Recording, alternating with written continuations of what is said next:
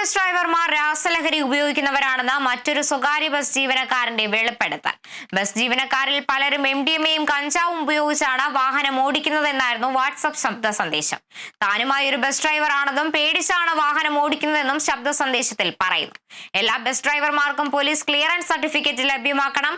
മറ്റ് വാഹനം ഓടിക്കുന്നവരെ പിടികൂടുന്നത് ഒഴിവാക്കി ബസ് ഡ്രൈവർമാരെ പരിശോധിക്കുന്നത് ശക്തമാക്കണമെന്നും ശബ്ദ സന്ദേശത്തിൽ ആവശ്യപ്പെടുന്നുണ്ട്. കോഴിക്കോട് പൂവാട്ടുപറമ്പിൽ കഴിഞ്ഞ തിങ്കളാഴ്ച ബസ് ഇടിച്ച് കായലം സ്വദേശി മരിച്ച പശ്ചാത്തലത്തിലാണ് ഡ്രൈവറുടെ ശബ്ദ സന്ദേശം പുറത്തു വന്നത്. ഞാനൊരു ബസ്സിലെ ഡ്രൈവറാ.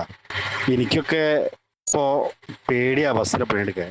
എന്താ വെച്ചാല് നമുക്കിപ്പോൾ ഒരു പച്ചയായ മനുഷ്യന് വണ്ടി ഓടിക്കാൻ കഴിയാത്ത അവസ്ഥ. എന്താ വെച്ചാല് മിക്ക ഡ്രൈവർമാരും കഞ്ചാവോ MDMA നമ്മളെ മാറ്റത്തൊരു ഉള്ളിലൊരു പേടിച്ചും കൊണ്ട് ഡ്രൈവ് ചെയ്യാനുള്ള ഡ്രൈവർമാരിപ്പോൾ ഇല്ല. ഒക്കെ എന്താ പറയാ, ധൈര്യം വെച്ചുള്ള കളിയാ. തട്ടിയാ തട്ടട്ടെ, പൊളിഞ്ഞാ പൊളിയട്ടെ. അതിൻ്റെ ഇടയിൽ വരുന്ന ബൈക്കാരെ ഓട്ടോറിക്ഷക്കാരൊന്നും ശ്രദ്ധിക്കാനുള്ള സമയം ചില ഡ്രൈവർമാർക്കില്ല. അതൊരു നഗ്നമായ സത്യമാണ്.